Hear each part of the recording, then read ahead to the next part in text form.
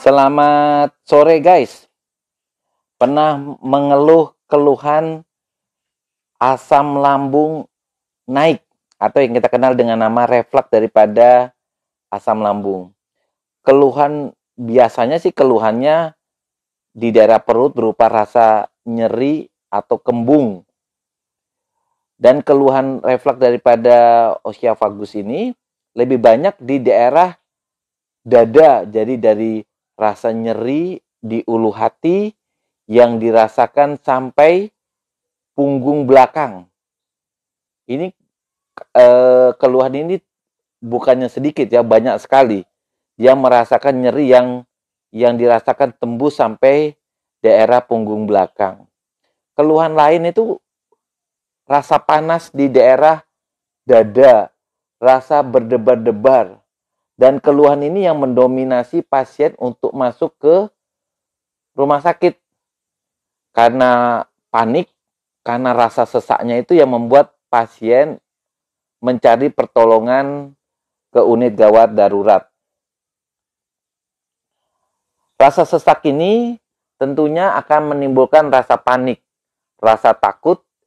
Kadang-kadang dokter sebagian ya dari tenaga medis atau pasiennya sendiri menganggap keluhan ini berasal dari organ jantung.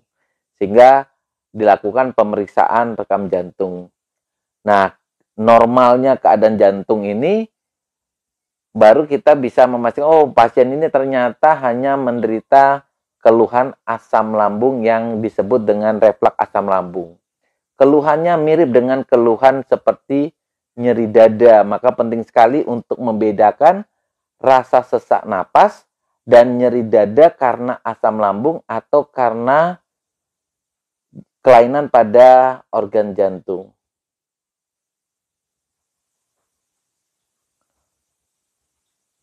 Reflux daripada asam lambung ini, keluhan yang mendominasi biasanya keluhan panik, rasa takut ya, yang sering terjadi justru pada waktu kita istirahat tertidur.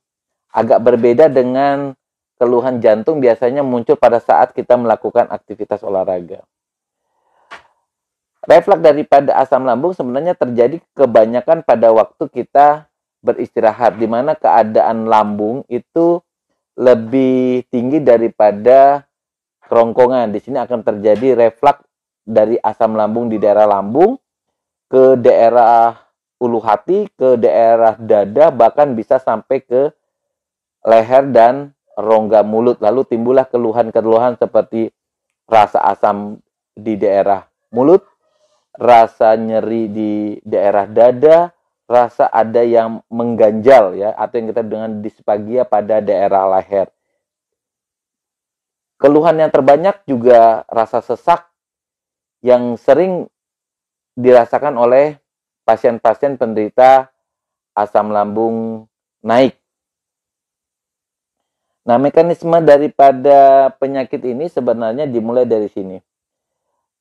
Daerah yang kerongkongan kita nih, dari daerah mulut, kemudian kerongkongan, turun ke lambung. Nah, di antara lambung dengan kerongkongan itu ada yang disebut dengan sphincter. Sphincter ini harusnya tertutup, dia hanya terbuka kalau kita sedang makan atau kita sedang minum. Tapi pada keadaan-keadaan tertentu, ini sphincter ini terbuka. Banyak hal yang penyebabnya. Efek samping obat tertentu, rasa takut, rasa cemas, psikosomatik, yang membuat pintunya terbuka. Nah, inilah terjadi gambar demikian.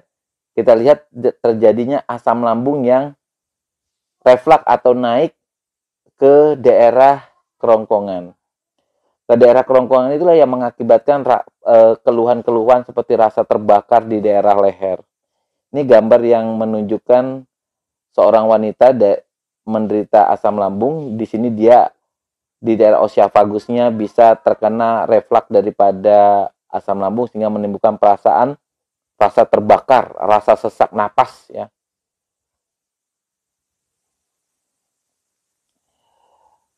Nah, iritasi yang terjadi terutama di daerah osiafagus bagian bawah ya, yang yang di daerah ulu hati itu terjadi peradangan pada daerah osiafagus. Ini keluhan ini biasanya kita rasakan nyeri sekali di ulu hati, disentuh saja sakit, disentuh dengan makanan tertentu juga terasa nyeri. Yang kita rasakan tuh sampai daerah tulang belakang. Nah, di sini terjadi gambaran inflamasi ya, kemerahan yang disebabkan karena asam lambung yang mengenai daerah osiafagus. Teman-teman harus ngerti ini lambung posisinya kalau kita secara anatomi itu puncaknya itu ada di sebelah kiri. Ya, di sebelah kiri ini, di sebelah kiri daripada tubuh manusia, sehingga penting sekali kalau kita melakukan tidur posisi. Jadi kalau kita posisinya miring ke kiri, maka asam lambung itu tercegah untuk tidak mengalami refleks ke daerah kerongkongan. Tetapi kalau kita justru tidurnya miring ke sisi kanan, itu akan terjadi refleks dan mengakibatkan keluhan-keluhan daripada asam lambung naik. Banyak pilihan obat-obat untuk sakit mah ya. Banyak sekali, banyak fungsinya. Ada dalam bentuk tablet, ada dalam bentuk sirup. Dari banyak obat ini, kita pilih obat-obat apa saja yang sebenarnya yang dibutuhkan ya. Jadi obat ini ada yang sifatnya simptomatik yang menghilangkan keluhan-keluhan berupa nyeri, kembung. Ada juga obat-obatan yang bisa menghilangkan daripada kausa penyebabnya, misalnya obat-obat cemas, obat penetral asam ya, mengobati luka yang terjadi karena misalnya penggunaan obat-obat yang bisa mengiritasi daripada lambung. Seefisien mungkin menggunakan obat-obat daripada obat mah. Karena pasien kadang-kadang justru psikologisnya terganggu karena obat mah yang dikonsumsi terlalu banyak daripada keluhannya.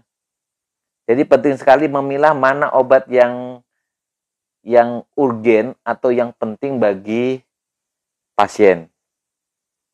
Dari semua makanan, yang terpenting itu pemilihan makanannya di mana sudah terjadi iritasi atau luka yang seperti kita gambarkan tadi, terjadi iritasi di daerah osiafagus atau kerongkongan, sehingga dipilihlah jangan makanan-makanan yang mengiritasi, seperti jangan minum kopi dulu, jangan makan buah-buah yang sifatnya asam, kecut, ya, jangan makan cabai, jangan makan merica. Makan makanan hindari yang dibakar seperti sate, karena arang yang melekat ya, bagian yang terbakar melekat itu juga bisa menimbulkan rasa perih, rasa sesak napas akibat apa? Akibat iritasi daripada bagian yang mengalami, kalau bagian sate itu bagian yang angus-angus yang hitam itu bisa menimbulkan rasa perih pada daerah ulu hati. Simpulannya, apa yang nggak boleh? Pertama, hindari kopi. Ya, karena ada sebagian kopi yang orang tertentu nggak kuat minum kopi, langsung terjadinya refleks daripada asam lambung. Jika disebabkan karena efek samping obat tertentu, seperti misalnya metformin pada penggunaan obat-obat diabetes, itu juga perlu dihindari atau dicari pengganti yang lain. Kehamilan itu sering pada sebagian orang akan mengalami penyakit GERD, sehingga penggunaan obat mah yang aman buat kehamilan penting di sini. Ya, tidak semua obat-obat mah itu boleh digunakan untuk pasien-pasien dengan kehamilan. Yang terakhir, ternyata penyebab GERD itu adalah hati yang lagi murung. Sehingga ada istilah mengatakan hati yang gembira adalah obat yang manjur. Tetapi semangat yang patah mengeringkan tulang. Ini benar. Jika kita mau mengobati asam lambung kita yang disebabkan karena mood atau perasaan hati yang negatif, yang jelek, yang sedih, itu kita harus memiliki hati yang gembira karena memang benar-benar obat yang luar biasa. Ayo bergembira. Jangan lupa untuk subscribe, like, dan berikan komentar.